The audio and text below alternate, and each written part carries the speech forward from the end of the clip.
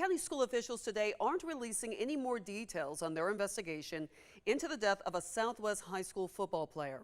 We told you last night Coach Joe Dupree and the team's offensive coordinator are on leave during the investigation. 15-year-old Joshua Ivory Jr. collapsed at practice on July 26 and later died in a Macon hospital. Authorities are still investigating how Ivory died and whether it was heat-related. But his death highlighted concerns about players' safety on the field during hot summer temperatures.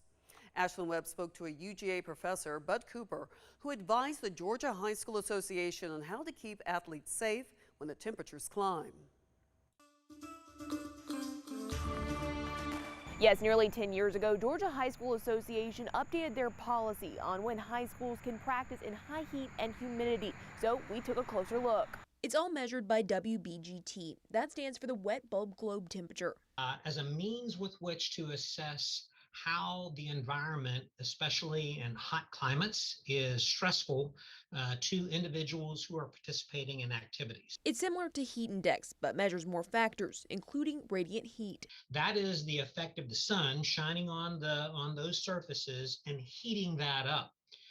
And we need to take that into account when we're thinking about individuals engaged in an activity in the outside world. It's also measured differently than the heat index. For me to tell you, oh, the WBGT today is 86, you might go, okay, that's not so bad.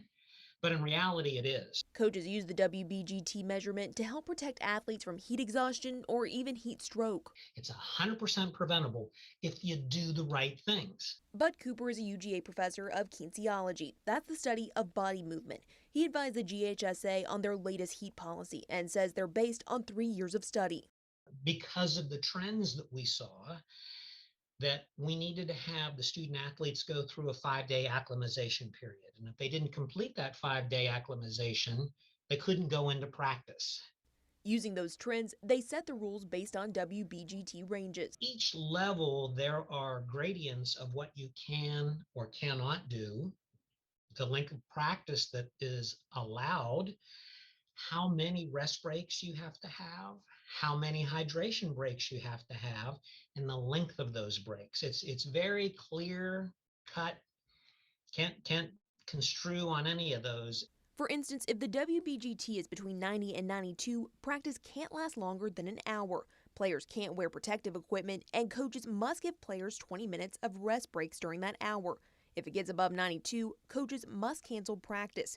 Cooper says the GHSA also requires schools to provide a cold tub for players if the WBGT is over 86. So in the event that an athlete does collapse, succumb into heat stroke, whatever it might be, they have a cold tub right there, 50 degrees, immerse them in there, and the individual stays there until their body temperature is down below 102, and then we'll ship them off with the ambulance. According to their policy, if a school violates the rules, they could be fined between $500 and $1,000. Reporting in Macon, Ashlyn Webb, 13 WMAZ News.